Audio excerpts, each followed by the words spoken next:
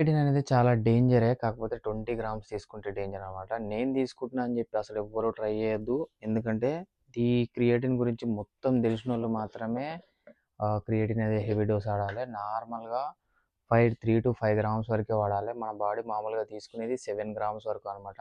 7-8 grams తీసుకుంటది.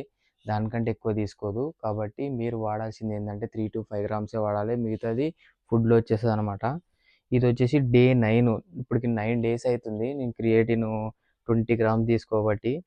నాకైతే ఏ side effect రాలేదు. సైడ్ ఎఫెక్ట్ రాదు కూడా క్రియేటిన్ వల్ల. అంటే సైడ్ ఎఫెక్ట్ రాదని అంటే ఎట్లా అంటే నేను పొద్దున్నుంచి సాయంత్రం వరకు నేను కరెక్ట్‌గా అన్నీ తీసుకుంటున్నా. సైడ్ ఎఫెక్ట్ రాకుండా.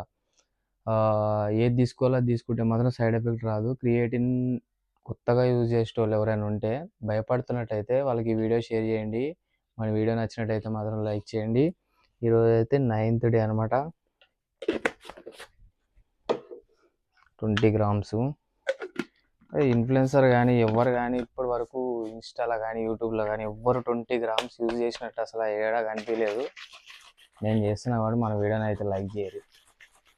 ఇది నీ గురించే చేస్తున్నా.